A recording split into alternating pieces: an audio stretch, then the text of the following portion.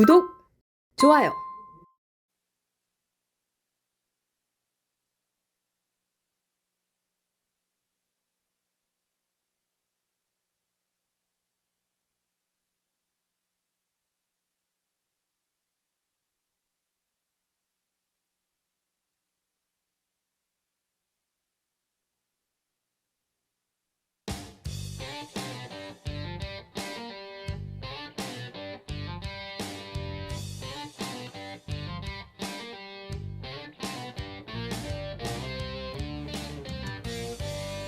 시청자 여러분 안녕하십니까. 펜앤마이크 선우윤호 기자입니다. 저희가 이 썸네일에 직접 표기를 해놓은 것처럼 이 TV 토론 이후에 발표된 여론조사를 보니까 김문수 후보, 이재명 후보 정말 접전입니다. 이거 이제 2주 남았는데 어떻게 될지 모르겠다. 그리고 김문수 후보의 상승세가 너무나 무섭다, 가파르게 올라가고 있다라는 소식들이 들려오고 있습니다. 지난 토론에서 이재명 후보가 뭐랄까요, 문제되는 발언들을 좀 많이 했어요. 논란이 될 발언들을 많이 했고, 토론 태도에 대해서도 비판이 굉장히 많고, 토론 이전에 커피 원가 120원, 그리고 호텔 경제론, 특히나 여러분들 이 호텔 경제론은요, 지금 온라인 커뮤니티, 특히나 2030 청년들이 이용하는 온라인 커뮤니티와 SNS 상에서 너무나 많은 그 패러디, 조롱, 그리고 이재명의 이 경제관을 비판하는 글들이 넘쳐나고 있는 그런 상황입니다. 그래서 오늘 이러한 내용들 중점적으로 해가지고 저희가 전달 드릴 테니까 끝까지 많은 시청 부탁드리도록 하겠습니다. 박민영 국민의힘 중앙선대위 대변인 나왔습니다. 안녕하세요. 안녕하세요. 정말 저희가 오프닝에서 말을 한 것처럼 진짜 이재명 후보는 입을 열수록, 말을 할수록 그렇죠. 오히려 마이너스다, 입 리스크다라는 비판이 나오고 있는데, 그 전에 앞서서 야권, 민주당 근황은 좀 어떤가요, 요즘에? 앞서 말씀해주신 거랑 다 좀 연장선에 있는 것 같아요. 사실 그 120원 원두 발언 있지 않습니까? 네. 근데 그 본인의 워딩이 정확하게 요새 원두 가격이 120원 정도 원가라고 하는데 8,000원에서 10,000원에 파는 거냐? 커피를. 그렇죠. 이런 맥락이었잖아요. 그러니까 누가 들어도 60, 70배 폭리를 취한다라고 하는 그런 취지를 전달하고자 하는 의도가 읽힙니다. 그래서 김용태 비대위원장이 이에 대해서 그 자영업자들에 대해서 좀 모독하는 그런 언사 아니냐, 폭리를 취한다라는 식의 표현이다, 그렇게 얘기를 했더니 민주당에서 이재명 후보가 원가 언급을 하긴 했지만 폭리를 취한다고 한 적은 없다, 이제 이런 논리로 고발을 했습니다. 그래서 이제 또 저희 측에서는 굉장히 황당한 주장을 또 하고 있기 때문에 이건 자영업자들에 대해서 모독을 한 것이다 해서 또 맞고발을 하는 이런 상황이 펼쳐지고 있고요. 그래서 자신에 대한 허위사실 공표죄는 그 행동에 대한 그 규정을 없애버리겠다라고 하는 민주당이 지금 정작 그 국민의힘에 대해서는 허위사실 공표죄로 또 이제 고발을 하는 이런 총극이 벌어지고 있는 상황입니다. 또한 두 번째가 그 김문수 후보가 과거 이 민주화 운동 보상금 이슈가 있었잖아요. 그래서 우리 이제 한번 유세에 올랐던 한 지지자분께서 10억 원 가까이의 지원금을 받지 않았다, 이제 이런 발언을 했는데 민주당 이걸 또 걸고 넘어졌어요. 이게 허위사실 공표다. 왜냐하면 당시 민주유공자 그 지원금 같은 경우에는 그 공직자들, 그리고 이제 지자체 선출직 공무원들은 제외가 됐다라고 하는 근거를 들고 온 겁니다. 그런데 저희가 또 팩트 체크를 한번 해보니까 그때 2000년부터 그 지원금 신청을 받기 시작했어요. 그런데 그 민주당이 주장하는 해당 규정이 생긴 것은 2005년입니다. 신설된 규정이에요. 그러니까 김문수 후보가 2000년부터 2005년까지 5년 사이에 마음만 먹었다면 얼마든지 이 유공자 지원금을 신청할 수가 있었다라는 거죠. 또한 그 신청 조건이 그 옥살이를 했던 사람들, 그 생활비를 지원해주는 개념인 건데, 김문수 후보가 당시 그 민주화 노동운동을 하다가 2년 가까이를 수감 생활을 했었거든요. 그래서 자격이 되는 것이고, 당시 이 지원금 최고 액수가 5천만 원 수준이었기 때문에 25년 전이잖아요. 그러면 지금 물가로 환산하면 못해도 수억 원은 된다. 그런 측면에서 10억이라는 표현이 100% 정확한지는 모르겠지만 이게 허위사실이라고 할 수가 없다. 이게 지금 저희가 또 이 가짜뉴스에 대응하는 그런 사건들이 있었습니다.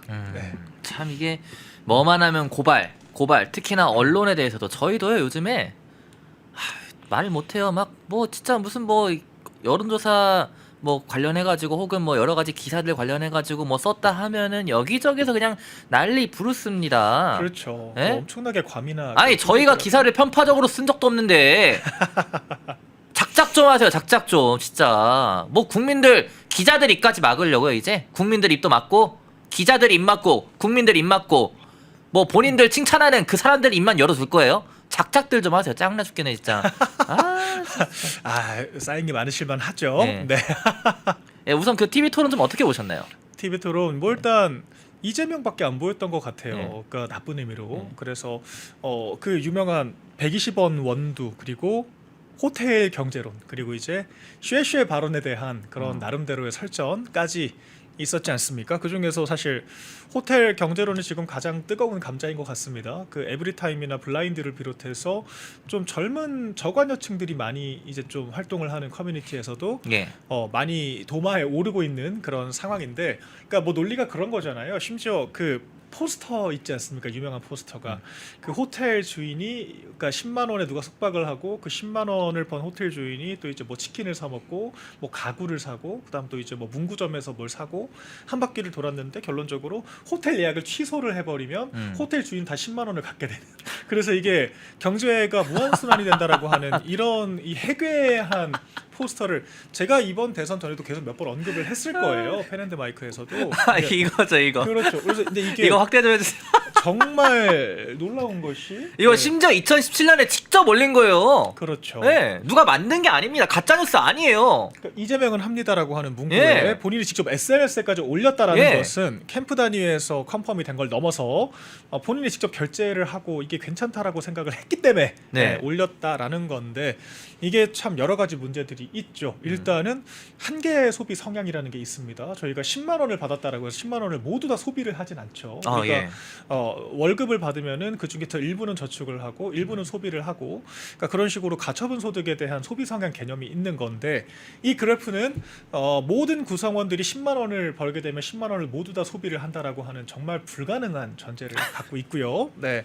그리고 결과적으로 마지막에 이 호텔에 그 빌린 호텔 예약을 취소를 소위 노쇼를 하겠다라는 거잖아요. 그렇죠. 그러면은 호텔 주인은 10만 원을 번 게 아닌 게 되기 때문에 예. 파산을 하는 겁니다. 그러니까 돈을 번 적은 없는데 돈을 쓰기만 한 것이기 때문에 호텔도 파산하고 그러면 이 문구점, 치킨집 줄줄이 파산을 하겠죠. 그러니까 전혀 지속 가능하지 않은 이런 그 경제 모델을 가져온 것이고 또한 예. 저희가 또 이런 경제 그 복지 정책 같은 경우에는 그 승수 효과라는 것이 있습니다. 그러니까 케인지안이 분배의 경제 성장에 대해 얘기를 했던 것은 이 공급 과잉인 상태에서 오히려 돈을 쥐어줘야 소비를 하고 공급이 되게 그 공급 그러니까 과잉 공급된 것들이 소비가 되게 되면서 새로운 생산 활동을 시작하는 식의 다시 경제 순환이 이루어진다라는 그 이론에 근간을 하는 거거든요. 그런데 이 그렇다고 하면 얼마나 이 어떤 그 자금이 들어갔을 때 소비로 이어지는지가 참 중요한데 상식적으로 부자들일수록 똑같은 돈을 받더라도 그 돈이 소비로 이어지는 비율은 적을 수밖에 없습니다. 그러니까 평소에도 충분한 소비를 하고 있기 때문에 굳이 재난지원금 25만 원 받는다라 그래서 그 돈을 더 소비를 하진 않거든요. 그런데 가난한 사람들일수록 역설적으로 그러니까 역으로 더 많은 돈을 소비를 하게 될 것이고 그렇기 때문에 복지 분배라는 것은 그 부자들까지 똑같이 나눠주는 방식이 아니라 가난한 사람들한테 선별적으로 줬을 때 경제 활성화 효과, 소비 효과, 그 승수 효과가 극대화가 된다라는 것이 경제 상식입니다. 그런데 지금 이제 이런 그래프는 그 문재인 정권에서 자행했던 그런 재난지원금 지금 여기도 그렇게 나와 있잖아요. 지역 상품권과 기본소득의 경제 활성화 효과. 그래서 돈을 이렇게 좀 그 무계획적으로 경제 시스템에 대한 몰이해를 기반으로 쓰겠다라고 하는 것이기 때문에 정말 말도 안 되는 경제 시스템을 지금 이야기를 하고 있는 것이고요. 이거에 대해서 또 그 태도도 문제가 있습니다. 태도? 그렇죠. 그 토론 과정에서 과거에 좀 이런 계획을 직관적으로 보여드리기 위해 설명을 한 거지만 오해의 소지가 있었다라고 인정을 하면 되지 않습니까? 그렇죠. 그런데 실무자가 했지 제가 한 것이 아니다. 극단적으로 몰아간다. 이제 이런 식으로 방어를 하다 보니까 오히려 지금 이 생각이 바뀌지 않았구나. 아직도 이런 좀 뒤틀린 경제학에 대한 그런 생각을 가지고 있구나. 오히려 그런 좀 태도들이 국민들께 전달이 되다 보니까 진짜 위험한 후보다. Dangerous. 네, 그렇죠. 데인저러스 맨이다. 라고 하는 게 지난 선거 토론에서 적나라하게 드러났던 것 같고요. 또한 이 쉐쉐 발언의 이 역풍이 엄청난 것 같아요. 왜냐하면 저도 좀 걱정이 되거든요. 네. 이걸 어떻게 실용이라고 할 수 있습니까? 그러니까 양안 전쟁은 지금 현실의 문제인 것이고 네. 또한 지금 이재명 후보가 뭐 균형을 잡기 위해서 실용 외교를 얘기한 거다라고 하지만 우리 국민의힘만 비판을 하는 것이 아니라요. 미국 조야의 모든 전문가들이 이재명 후보 이런 발언들에 대해서 정말 심각한 우려를 표하고 있어요. 왜냐하면 중국이 안 그래도 막무가내로 이 온 사방 모든 국가들의 영향력을 행사하려고 하고 있는데 당장 지금 서해 인공구조물 설치했지 않습니까? 또 지금 중국 공안과 연루된 사람들이 지금 우리나라 군사시설들 계속 무단 촬영하다가 적발되고 있어요. 맞아요. 근데 하다못해 대통령이 아니라고 하더라도 이 제1당의 대표란 사람이 그러든지 말든지 우리랑 무슨 상관이냐 쉐쉐하면 된다라 그러면 이 중국이 우리나라를 얼마나 만만하게 보겠습니까? 예. 하물며 지금 대통령 되겠다라고 나온 거 아니에요? 그렇죠. 그런데 대통령이 돼서도 이 외교를 총괄하는 이 군 통수권자 이 국민의 대표가 쉐쉐하면 됩니다라고 하면 국민들이 얼마나 불안하겠습니까? 당장 어제 여러 가지 지금 사건 사고들이 벌어졌잖아요. 뭐 살인 사건부터 시작해서 아 맞아요. 예. 다 외국인들과 관련된 것들이에요. 그러니까 이런 것들이 외국인 혐오가 아니라 실질적으로 좀 체계적으로 관리해야 되고 거기에 대한 국민들의 불안감이 있는 것이 주지의 사실이라는 겁니다. 그런데 전혀 그런 현실을 인정을 못하고 있는 거고 경제적으로 보나 어떤 사회 안정망 측면으로 보나 상당히 현실과 동떨어지는 인식을 가지고 있다. 이제 이런 우려들이 많이 들었죠. 네. 그래서일까요? 이 호텔 경제론이요. 여기 보시면요. 뭐 이 카니에 웨스트가 내한 공연 취소되자마자 지금 온라인 커뮤니티에서 이게 조회수가 60만을 넘겼어요. 결국 카니에의 내한 공연 취소됐지만은 경제는 돌아서니까 한 잔에 네. 뭐 이런 것도 있고요. 자 그리고 스토브리그에서도 약간 좀 패러디 해가지고 이렇게 나온 것도 있는데 그리고 이 호텔 경제론 내일 초밥 12분 예약할게. 초밥하니까 뭐 떠오르는 거 있지 않습니까? 그렇죠. 예 예약할게요. 근데 취소했어요. 근데 취소했지만은 경제는 활기가 돌았으니까 한 잔에 이게 경제다. 이 노쇼 피해가 정말 엄청납니다. 맞아요. 저희가 그냥 이렇게 그림으로만 보여드리는 것이 아니라 현실에서도 왜냐하면 특히 요식업 같은 경우에는 뭐 100인분씩 신청을 해놓고 안 가져가면 그냥 버리는 게 되거든요. 또 요즘에 네. 그 최근에 연예인들이랑 연예인 매니저를 사칭해서 그런 노쇼가 이렇게 좀 많이 되고 있대요. 맞습니다. 예. 그러니까 진짜 그게 아무 의미 없는 묻지마 보복성 그런 노쇼인 건데 군부대에도 그런 일들이 많다라고 하더라고요. 그래서 군부대 공문 형태로 대량 주문을 해놓고 정작 그 공문 자체가 위조돼서 아예 받아갈 사람이 없고 그래서 그 이제 위수 지역에 힘들게 장사하시는 그런 분들이 어렵게 만든 그런 물품들을 돈도 받지 못하고 그냥 기부해 버리는 이제 이런 사례들이 보도가 실제로 되고 있습니다. 그러니까 네. 노쇼 피해가 심각한 상황인데 노쇼를 통해서 경제 활성화를 시키겠다 이런 해괴한 주장을 펼치면 당연히 국민들은 경악할 수밖에 없죠. 네, 그러니까 이거는 자영업자들이 아마 120원 원두와 이 어떤 노쇼 경제학, 호텔 경제학까지 해서 야 진짜 이렇게 경제를 모르는 사람에게 국가의 미래를 맡길 수 있는가 심각한 의구심을 가지게 되셨을 것 같습니다. 네, CH8410P님이 5,000원 후원 네, 감사드립니다. 자, 지지율 그래서일까요? 이 TV 토론 이후에 저희 자막 세 번째 띄워주시고 발표된 여론조사에서 이재명 46%, 김문수 41.6%, 이준석 8.5% 이렇게 나왔어요. 네. 야, 김문수 후보가 많이 따라잡았고 네. 이 에브리 리서치가 에브리뉴스 미디어 로컬 의뢰로 지난 19일 전국 만 18세 이상 남녀 1000명을 대상으로 했고요. 자세한 내용은 여러분들 중앙선거 여론조사 심의위원회 홈페이지 참고하시면 되는데 이 여론조사 흐름 김문수 후보의 상승세 각종 여조에서 좀 두드러지게 나타나고 있는데 놀랍지 않습니까? 어떻게 보십니까? 그렇죠. 사실 오늘 이 여론조사가 최초로 아마 40%대 기록을 한 거라서 의미가 있는 것이고요. 근데 예. 이 여론조사뿐만 아니라 어제 나왔던 리얼미터 조사와 오늘 오전에 또 보도가 됐던 에이스 리서치 예. 같은 경우에도 일관되게 4%에서 5%포인트가 상승한 것으로 나타납니다. 김문수 후보가 맞습니다. 이재명 후보는 2%포인트 내외가 줄어든 것으로 나타나서 격차가 모두 다 줄어드는 추세이고요. 그래서 지금 오차범위 내로 들어왔다라는 거죠. 오전에 에이스 리서치 같은 경우에도 이제 이재명이 한 뭐 46% 그리고 김문수 후보가 39%까지 올라가서 오차범위 내 그리고 이준석 후보와 합치는 경우가 된다라고 하면 정말 가시권으로 들어오는 그렇죠. 이런 구도가 되고 있습니다. 근데 저희가 계속해서 이 모든 선거는 49대 51 싸움이다라고 이야기를 해왔잖아요. 그리고 오히려 지난 대선과 비교해봐도 추세가 엄청 좋습니다. 그러니까 이재명 후보가 당시에 이 이낙연 후보와의 관계를 끝끝내 봉합을 하지 못해서 선거 마지막까지도 전화 면접 조사는 30%대에 머물러 있었거든요.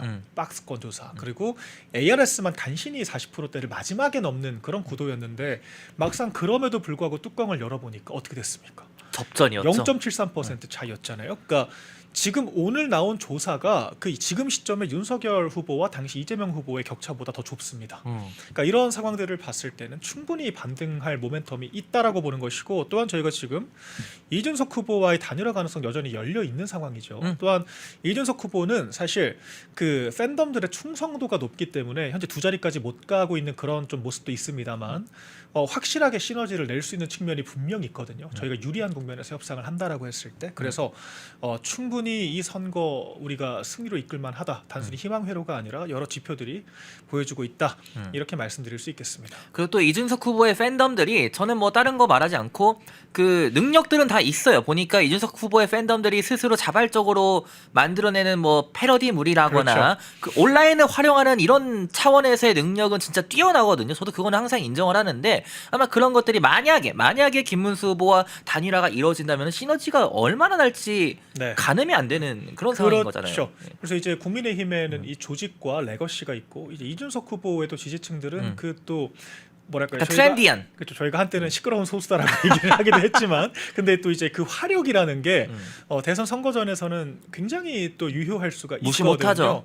네, 그렇기 때문에 사실 25일까지가 시한이라고 볼 수 있을 것 같습니다. 근데 이제 좀 전향적인 논의가 이루어져야겠죠. 그리고 저 개인적으로는 이준석 후보도 좀 상처받은 당원들에게 좀 자신의 좀 바뀐 입장을 보여주는 것이 필요하다라고 보고 있어요. 저희가 정치적인 야합이 되어서는 안 되는 거잖아요. 예. 이게 다친 지지자들의 마음을 서로 어루고 상처를 보듬었을 때 또 그런 화학적 결합이 될 수 있는 것이기 때문에 선거 승리라고 하는 그 대승적인 목적을 위해서 협력 가능성이 열려 있다, 그렇게 보입니다. 네. 자, 여러분들 커피 제가 지금 마시고 있는 커피는요 이 맥심입니다. 예. 맥심 커피를 마시고 있는데 여러분들은 어떤 커피를 드십니까? 근데 최근에 이재명 후보가 이런 말을 했죠. 커피 원가 120원. 이 발언이요 계속 이어지고 있고 역풍, 후폭풍이 그칠 줄 모르고 이제 뭐 태풍이 될 정도예요. 그렇죠. 심지어 커피 전문 자영업자들이 오죽하면은 국회 근처에 와가지고 기자회견을 했어요. 이재명 대표 규탄하는, 네. 이재명 후보 규탄하는. 아니 이 커피 원가 120원 대체 어디서 나온 거냐 의문이 쏟아지고, 이 발언 때문에 자영업자들이 이재명 후보의 경제관에 대해서 의구심을 품게 됐다는 겁니다. 어떻게 보십니까? 아니, 사실 120원이 어떻게 나온 건가? 어떻게 했더니 나온 거예요? 저희 그 200원짜리 믹스 커피 있죠. 그 믹스 커피에 쓰이는 원두가 예. 원가가 120원 정도다. 이거 그렇죠. 믹스 커피. 근데 아시다시피 그런 커피들은 정말 그 믹스 커피 그 낱개로 팔거나 자판기에서도 요새는 500원 정도. 맞아요. 비싸져서 500원이거든요. 원래 300원에 우리가 먹을 수 있었잖아요. 근데 그런 것들은 보시면 인건비가 드는 것도 아니고 뭐 자릿세가 드는 것도 아니고, 그러니까 정말 순전하게 원두값과 자판기 그 원가만 받는 거예요. 그러니까 그런 어떤 케이스와 지금 자영업자들은 전혀 다른 상황이지 않습니까? 예. 거기 이제 자릿세가 들어가고 인건비가 들어가고 또 원두도 사실 정말 각색이거든요. 그러니까 원두 퀄리티도 이제 그 자영업자들이 차별화를 하기 위해서 이 각자의 여러 가지 방법으로 공수를 하기도 하고 개발을 하기도 하는데, 네. 이렇게 좀 복잡하게 사업을 하는 그런 커피 산업 전반에 대해서 120원짜리 산업으로 지금 일축을 해버린 거예요. 이 많은 사람들이 노고와 노력들을 폄훼를 한 거죠. 그리고 더 큰 문제는 이런 것들이 그 말 실수가 나왔으면 사과를 해야 될 거 아닙니까?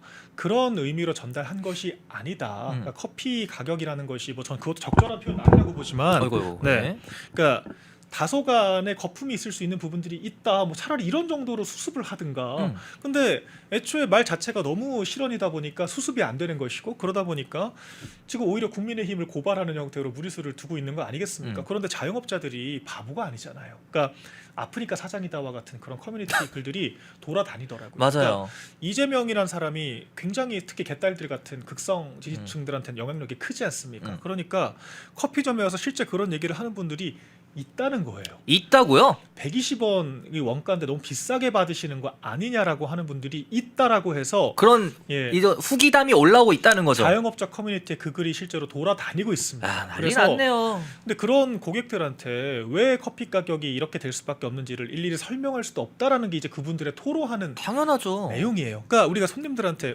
이 원두가 어떤 원두고 얼마에 저희가 들여오고 지금 여기 월세가 얼마나 이렇게 얘기를 할 수 아니 있나요? 토론회가 아니잖아요. 그러니까요. 근데 이제 민주당은 아시다시피 무지성 지지가 또 되지 않습니까? 그러니까 민주당 쪽 분들의 SNS를 또 보면 그런 글들이 많아요. 이재명 아니었으면 커피 원가가 120원밖에 안 하는 거를 나 모르고 살 뻔했다. 아 제정신으로 그런 말을 하는 거예요? 제정신으로? 그러니까 진짜 저쪽이 사실 진지하게? 저희 보수 지지자분들은 합리적인 분들이 많기 때문에 저희 지지율이 요동치고 막 떨어지기도 하고 잘하면 올라가고 그러잖아요. 네. 근데 이재명이나 민주당은 정말 일관되지 않습니까? 이 소위 뇌 빼고 지지가 가능하다라는 건데 아니 저는 예. 이 정치적인 성향을 떠나서 네. 이 경제 그리고 서민 민생 경제 아닙니까 이거는? 그렇죠. 이 부분에 있어서는 정치적인 성향을 떠나서 정말 객관적으로 데이터만 가지고 좀 얘기를 했으면 좋겠어요. 맞습니다. 아니 정치적인 성향이 무조건 옹호하고 싶어서 이러한 발언조차 옹호를 한다면은 지난 총선 때 아니 민주당이 뭐라 했습니까? 대파 막 엄청 막 하지 않았습니까? 그렇죠. 875원 네. 대파. 근데 그건 실제로 심지어 그 가격에 있어요. 네. 없는 얘기 한 게 아닙니다. 네. 그거는. 네. 아니 근데 이 커피 원가에 대해서는 그렇죠. 인정하는 게 그렇게 어려운 건가 싶고. 아니 당시에 윤석열 전 대통령은 심지어 그 마트에 들어가서 875원에 파는 대파를 보고 여기는 할인을 많이 하는데 다른 사람들은 이 가격에 못 사지 않느냐, 오히려 현실을 정확히 인식한 그런 얘기를 한 겁니다. 당시에 근데 저희 당이 엉망이었기 때문에 제대로 뒷받침을 못해서 네거티브가 확산이 됐던 거고. 예. 근데 이 원두 120원은 사실관계부터가 맞지가 않죠. 어. 그러니까 누가 이 몇천 원씩 받는 이 자영업자들 일반적인 커피 프랜차이즈 매장에서 누가 120원짜리 원두를 쓴다라는 것이며 120원으로 이게 일축될 정도의 이 단순한 것인가, 자영업이라는 것이, 비용 산정이라는 것이. 예. 그러니까 정말 이 무지한 발언 때문에 너무 여러 사람들이 상처를 받고 있고, 또한 우리나라가 또 커피 공화국이라고 불릴 정도로 커피 소비량이 엄청나게 많잖아요. 네. 그래서 사실 한동훈 전 대표가 비대위원장 시절에 그 스타벅스 커피 들고 커피 여러 곳은 서민들은 못 오는 곳 아니냐, 사실 그런 말도 엄청나게 많은 논란이 됐었습니다. 그러니까 그럴 정도로 이 민감한 화제, 맞아. 그러니까 모든 국민들의 일상에 영향을 주는 그런 화제를 가지고 굉장히 실언을 한 것이고, 아마 이런 영향이 오래 갈 것이다, 이렇게 전 보고 있습니다. 달마지님이 지금 저희 방송 보고 계신 것 같은데 카페에서 보고 계신 것 같은데 네. 이재명 후보 지지하는 분들이 들어와서 깜짝 놀랐다고 전남이라고 하시는데 이 카페에다 한번 좀 그분들이 안 물어봤으면 좋겠어요. 그 사장님한테, 카페 사장님한테 원두 120원 아니에요? 이런 말을 좀 안 하는 그런 그렇죠. 세상이 왔으면 좋겠다. 네, 제가 지어낸 말이 아니라 실제 이제 그런 관계자분들, 그러니까 자영업자들이 가입하는 그런 카페에 있는 글을 그러니까 제가 후기담이 말씀드린 그 사람들이 뭐 거고. 조작해서 올릴 이유는 없는 거잖아요. 그런 그리고 것들을. SNS에 평소에 이제 이재명 후보 지지 글을 올리시던 분들이 그 원두 120원 나 모르고 살 뻔했다, 그런 글을 올렸다라는 거라 지금 참 안타까운 상황이죠. 네. 저희 자막 5번째 띄워주시고요. 지금 자영업자들의 분노가요, 여러분들 이루 다 말할 수가 없습니다. 한국경제의 기사 타이틀을 보시면은 카페 주인이 이재명 정치 원가가 영원이다 라면서 분개하는 내용이 나오고 있어요. 아니 오죽하면은 카페 사장님들이 네. 정치 신경 쓸 여력도 없고 내 그냥 삶 살기 바쁜 그 카페 사장님들이 네. 전국적으로 막 분노의 목소리가 나오고 있는 거잖아요. 그러니까 사실 자영업자들은 그렇잖아요. 저도 자영업을 해보진 않았지만 이제 그분들, 가까운 분들이 또 자영업을 하시면 그 사정을 좀 듣지 않습니까? 그러면은 이게 자릿세가 어떻고 이제 월세, 그리고 이제 뭐 프랜차이즈를 하게 되면 또 이제 거기 또 본사에 주는 돈이 있을 것이고, 또 이제 아르바이트 인건비, 맞아요. 이제 원두값, 계산기를 돌리다 보면 마진율이 생각보다 정말 적습니다. 정말 적고, 그래서 원두 가격 하나, 그 최저임금 한 번 그 올라가는 게 엄청나게 큰 타격일 수밖에 없다라는 거예요. 그리고 비용 오른다고 해서 갑자기 커피값 뭐 500원씩 올릴 수 있습니까? 못 올리잖아요. 그러니까 스타벅스도 거의 10년 가까이 이 아메리카노 가격을 못 올렸다라고 예. 해서 상대적으로 저렴해진 측면, 그만큼 소비자들의 가격 저항이 크고 자영업자들은 정말 많은 고충들과 이런 고통을 안고 살아가는데 이 진짜 과반 가까운 지금 지지율을 기록할 정도의 유력 정치인이란 사람이 이렇게 쉽게 120원이라는 얘기를 던지면 당연히 분노할 수밖에 없죠. 그렇죠. 그러니까 당신의 정치는 얼마짜리냐라고 되묻는 것이 전 너무 당연스럽다라고 생각하고요. 그러니까 이재명 후보가 지금이라도 사과를 해야 되는 시점이라고 저는 봅니다. 그러니까 이런 식으로 물타기하고 그러니까 좀 그 무지성 지지자들을 앞세워서 대충 유야무야 할 것이 아니라 정말 이렇게 자영업의 현실을 모르는 상태로 대통령이 되고자 하는 것이 맞는가에 대해서 정말 심각한 성찰이 필요할 것 같아요. 네. 자, 저희 6번째 자막 띄워주시고요. 저희가 앞서 얘기를 나누긴 했지만은 이 호텔 경제론 이거 아니 자꾸 뭐 본인은 직접 관여가 없는 것처럼 얘기를 하시는데 아유, 참. 네. 이 이재명 페이스북에 올라온 건 뭐예요? 2017년에 올라왔어요. 이건 뭡니까? 직접 올렸잖아요.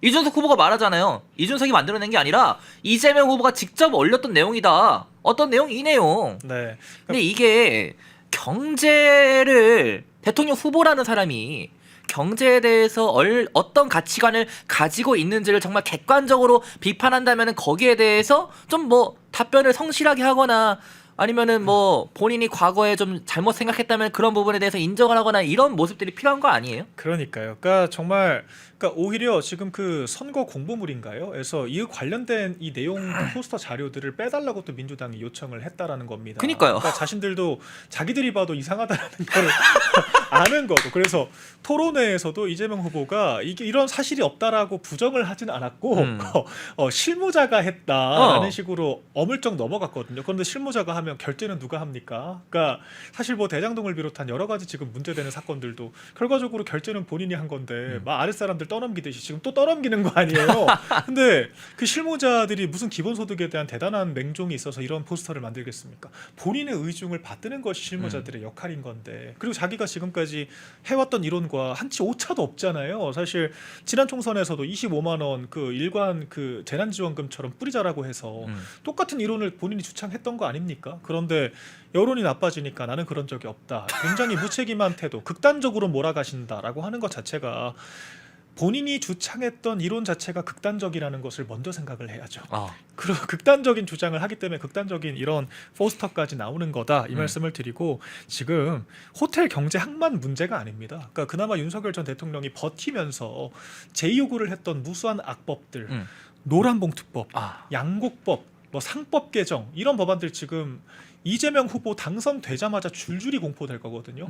저는 진짜 공포스러워요. 그런 상황이. 그러니까 양곡법 같은 것들은 살롱가에 대해서 시장에 소비되지 못한 것들을 정부가 무제한 매입을 해주겠다는 겁니다. 그러니까 그냥 공급만 하면 수요가 있든 없든 정부가 사준다는 거예요. 그러니까 네. 손해 보지 않는 장사를 할 수 있게 해주겠다라는 겁니다. 근데 그렇게 되면 이 정부 재정이 어느 정도로 소비가 될지도 알 수가 없고, 그러니까 당장 지금 현 시점 농가를 기준으로 하더라도 최소 재원이 연당 수조 원으로 추정이 되거든요. 네. 그런데 밭농가가 쌀농가로 바뀌는 거는 너무 쉽습니다. 그냥 물 대면 쌀농가가 되는 거예요. 그래서 안 그래도 우리나라가 쌀농가만 식량 자급률이 100%가 넘고 다른 밭농가들은 20%대에 머물러 있는데 이런 식의 쌀농가만 배려하는 정책이 통과되면 다 쌀농가로 바꿀 것이고 그러면 더 많은 쌀 공급이 생길 거고 얼마나 많은 재원이 추가로 투입될지 지금 가늠조차 할 수가 없습니다. 그래서 저희가 반대를 했던 거거든요. 바로 공포가 되겠죠. 그리고 노란봉투법, 그러니까 지금도 사실 조선업을 비롯해서 특히 민노총이 장악하고 있는 여러 기업들, 그러니까 불법 파업 한 번에 기업들은 수백억 단위의 손실을 입을 수밖에 없습니다. 화물연대 총파업 때 매일 조 단위의 손실이었어요. 그런데 이런 것들을 손해배상조차 물지 못하게 하는 것이 노란봉투법입니다. 그러니까 파업을 합법화, 면죄부를 주는 법이에요. 근데 이렇게 되면 임금 투쟁하겠다라고 뛰쳐나가는 사람들만 개선 장군 되는 것이고 묵묵히 자리 지키는 사람들 바보 되는 건데 역적되는 거죠. 그럼 누가 열심히 일을 하겠습니까? 네. 그러니까 그냥 파업만 하고 임금 협상만 하면 되는 거고 기업은 그러니까 속절없이 그리고 기업이 손해배상 청구를 못해서 파업이 더 장려가 되는 상황이 되면 장려란 표현도 웃기지만 그러면은 기업에서 그런 손해배상 그러니까 그 무수한 경제적인 피해에 대해서 아무도 보상을 못한다라고 하면 기업이 정상적으로 운영이 되겠습니까? 그러니까 지금 그러니까 오히려 주 4일제를 임금을 그대로 주는 주 4일제를 하겠다라고 하고 지금 뭐 양곡법으로 이제 농가 박살내겠다라고 하고 상법 개정으로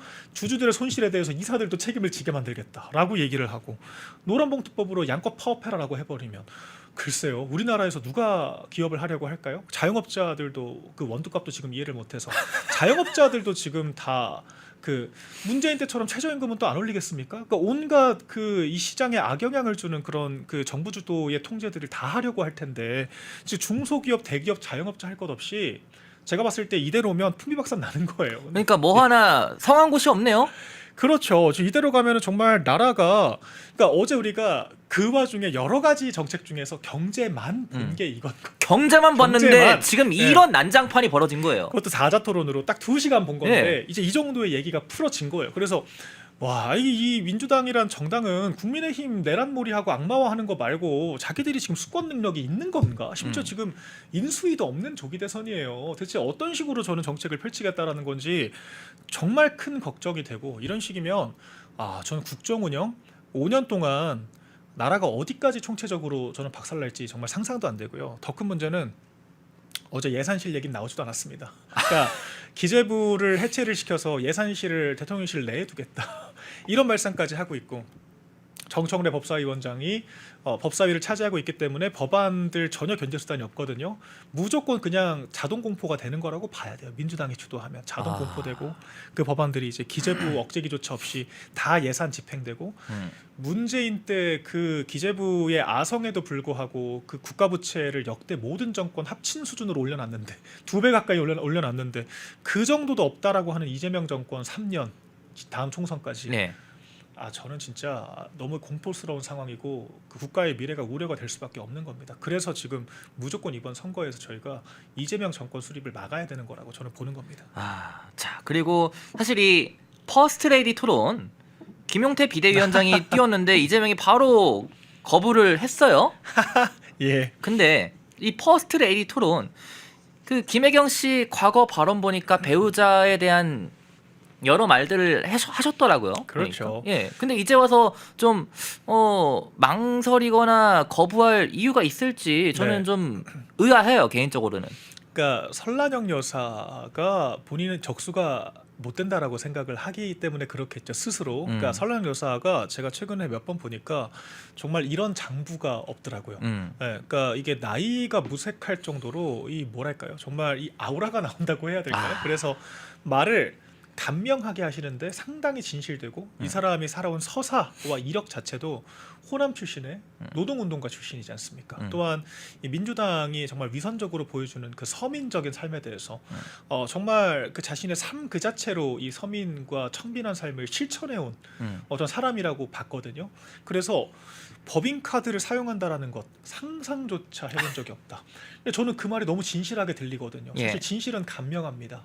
진실을 감추기 위한 거짓의 많은 포장이 필요한 거죠. 그래서 김문수 후보가 후배들에게 밥도 많이 못 샀다 그런 말에 대해서도 돈이 없으니까 그랬겠죠. 근데 이런 표현이 뭔가 자조 이런 것들이 아니라 정말 높은 자존감에서 나오는 돈으로 우리를 포장할 생각이 없다. 그래서 저는 이게 이 소위 좌파 세력들이 그 서사를 내러티브를 만드는 그런 가난과 이 서민적인 삶과 이 청빈함 그 자체를 지금 보여주고 있구나. 그래서 이재명 후보 측에서 지금 네거티브를 못해요. 못해요. 네, 그러니까 김문수 후보에게 공격할 포인트가 없어요. 그래서 없어. 지금 저쪽이 이러지도 저러지도 못해. 그러니까 사실 굉장히 짜친 공격들을 하는 겁니다. 무슨 그 민주유공자 그 보상금을 받을 자격이 없는데 안 받았다라고 이런 사실 이게 자격의 기준은 누가 정합니까? 그리고 그게 사실이라고 사실도 아니지만 그렇다라 하더라도 타격감이 있나요? 그러니까 뭐 부정수급을 했다라는 것도 아니고 유공자 보상금 권리가 있는 것들을 안 받았다라는 건데, 그러니까 이런 상황을 보더라도 민주당이 얼마나 내몰려 있나 알 수가 있고 김혜경 씨가 지난 대선 때는 오히려 한 유튜브에 나와서 무제한 토론해야죠. 영부인끼리도 그런 말을 했어요. 했습니다. 실제 했고 여러 차례 했어요. 심지어 이번에 하시죠. 그러니까 이번에는 못한다. 왜냐하면 지난번에는 좀 상대해볼 법하다라고 생각을 했겠지만 설란영 여사는 정말 강적이다. 그리고 더군다나, 김혜경 씨는 지금 뭐 그 항소심인가요? 그렇죠. 예. 그 선거법 위반으로 2심에서 150만 원 예. 벌금형이 그대로 유지가 돼서 그니까요. 사실 이게 조금 그 재판이 빨리 끝나서 확정이 됐다면 지금 선거 유세도 못 도와주는 상황이에요. 사실 지금 이미 사실심 유죄가 나왔기 때문에 원래 선거 캠페인을 도의적으로 안 해야 됩니다. 안 해야 그리고 지금 되죠. 법인카드 지금 유용 문제는 아직 결론도 안 났어요. 지금 열심히 하고 있죠. 그렇죠. 그러니까 그 둘이 토론을 붙여 만나도 설란영 여사가 한 마디도 안 해도 저쪽은 법인카드 이용과 선거법 위반만 떠오르지 않겠어요? 그리고 이제 비호감도가 엄청나게 높아질 거고 설란영 여사는 뭐 거의 무쌍을 찍고 오겠죠. 그러니까 그거를 너무도 예측 가능하기 때문에 이재명 측에서는 절대로 받을 수가 없다. 예, 이렇게 볼 수가 있는 것 같습니다. 예, 참 오늘 박명 대변인 이 이후에 다른 일정이 있어서 여기서 좀 가보셔야 되는데 여러분들 방송은 끝나지 않았습니다. 이 박명 대변인 초대석 이후에 또 계속 진행될 예정이니까 끝까지 시청 부탁드리고 예, 박명 대변인 오늘 고생 많으셨습니다. 또 인사드리겠습니다. 네, 감사합니다. 네. 시청자 여러분 안녕하십니까? 펜앤마이크 선우윤호 기자입니다. 제가 오늘 이 자리에 선 이유는 저희 펜앤마이크와 광동의 콜라보 제품 하나 소개해 드리려고 이 자리에 섰습니다. 벌써 3번째 단독 혜택입니다. 오직 펜앤마이크와 광동에서 콜라보에서만 단독 혜택으로 드리고 있으니까 그 어디에서도 구할 수 없다는 점 참고 바라고요. 자, 녹용 전립선 보감입니다. 잔뇨감, 빈뇨, 양뇨 등등 굉장히 좀 고민이신 분들이 많은 걸로 아는데 저도 최근에 이 잔뇨 증상이 좀 있어가지고 제품을 뭘 사면 좋을까, 한 방에 해결해 줄 수 있는 제품은 다른 게 없을까 하면서 찾아보다가 마침 저희가 광동이랑 콜라보를 하게 돼서 지금 처방 중이라면 좀 그런데 지금 이 제품을 이용 중에 있습니다. 식약처에서 인정받았고 녹용 건강기능식품 광동 녹용 전립선 보감인데 글씨도 나오죠. 국내 최초, 국내 유일한 제품이라고 나와 있습니다. 그리고 거기서 그치지 않고 이 국내 최초, 국내 유일 상품인 녹용 전립선 보감을 펜앤마이크 광동 특가를 이용하시면은 정말 저렴하게 구매가 가능하십니다. 한 박스에 22만 5천 원, 두 박스에 40만 원, 세 박스에 55만 원에 구매가 가능하신데요. 요즘 뭐 구매 한번 하려고 하면은 링크 타고 들어가야 되고 굉장히 번거로우신 것들이 많이 있는데 저희 펜앤마이크 광동은 그렇지가 않습니다. 우측 하단에 나와 있는 문의전화 1661-6915 1661-6915로 전화 주시면은 문의 및 상담 동시에 정말 간편하게 가능하시니까 저희 펜앤마이크 광동 콜라보 제품 많은 관심 부탁드리도록 하겠습니다.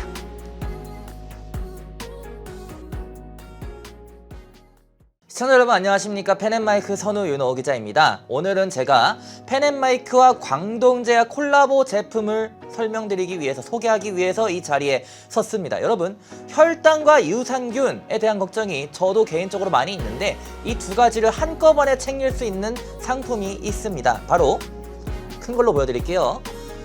광동 제품인데 혈당과 유산균을 한 방에 챙길 수 있습니다. 그리고 여기서 그치지 않고 펜앤마이크 광동 콜라보로 구매를 하신다면은 두 번째 단독 혜택인 만큼 특가, 초특가로 구매가 가능하십니다. 뒤에 나와 있는 것처럼 혈당 유산균 한 박스에 18,000원 그리고 세 박스에 48,000원에 구매가 가능하시고요. 혈당 관리 장 건강을 오직 하루에 한 캡슐로 한꺼번에 정말 가성비 넘치게 해결이 가능한 제품 오직 펜앤마이크와 광동 콜라보에서만 맞이할 수 있다는 점 참고하시길 바랍니다. 구매하는 방법에 대해서는 우측 하단에 손쉽게 나와 있는데요. 문의전화 1661-6915 1661-6915 전화 주시면은 문의 및 상담 동시에 간편하게 가능하니까요. 펜앤마이크 광동 콜라보 제품 많은 관심 부탁드리도록 하겠습니다.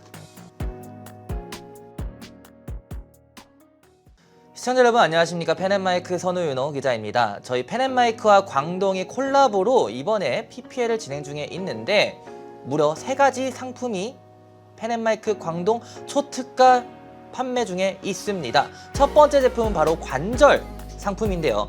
관절 팩트 더 프리미엄입니다. 식약처에서 기능성을 인정받았고 관절 신소재 플러스 흡수가 매우 빠른 프리미엄 관절 영양제입니다.